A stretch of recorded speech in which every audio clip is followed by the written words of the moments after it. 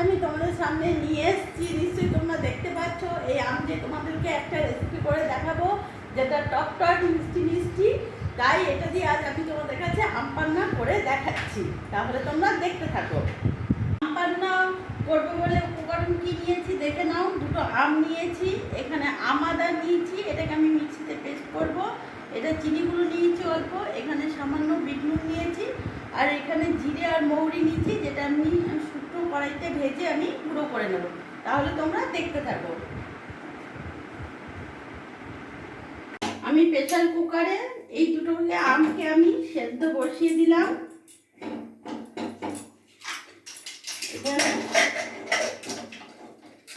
একদিকে সেদ্ধ বসিয়ে দিলাম, আর আরেকদিকে আমি এই যে জিরে আর মৌরি নিয়েছি, এটাকে আমি শুকনো ইয়েতে ভেজে নেব।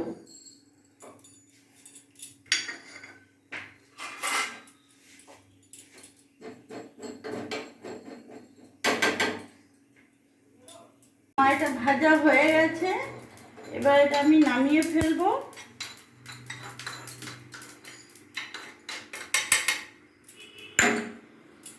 এটা আমি মিক্সিতে পেস্ট করে নেব।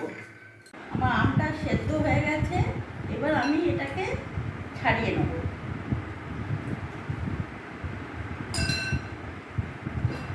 আমি আম থেকে এই পাল্পটা বার করে নিয়েছি, এবার আমি এটা মিক্সিতে পুরোটা ভরে নেব। মিক্সিতে আমার ভরে নিয়ে এই যে আমি জিরে আর মৌরি যেটা ভেজে রেখেছি, এটা আমি পুরোটা দিয়ে দেবো। আর এখানে যে আমি কুচানো আম আদা রেখেছি, আম আদাটা পুরোটা নিয়ে নেবো। এবার এটা আমি মিক্সিতে ঘুরিয়ে নেবো।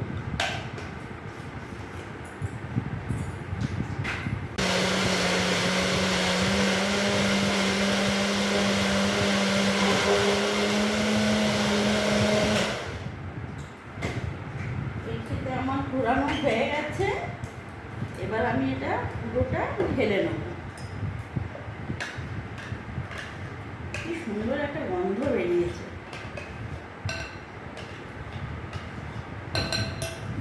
এর মধ্যে আমি এবার ফ্রিজ থেকে ঠান্ডা জল নেব।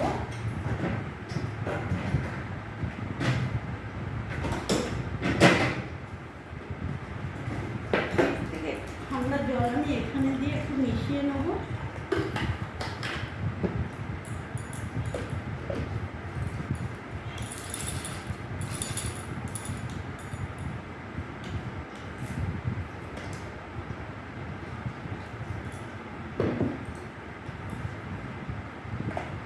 আমি ভালো করে মিশিয়ে নেব।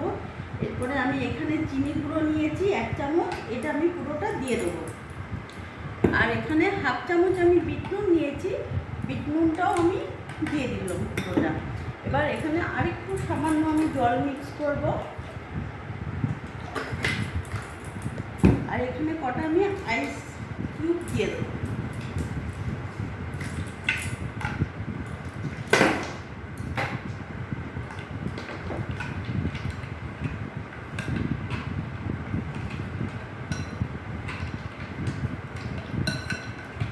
এবার আমার আম পান্না পুরোপুরি রেডি।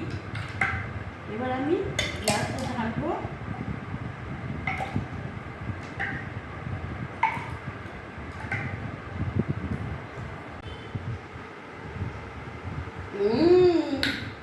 দারুণ!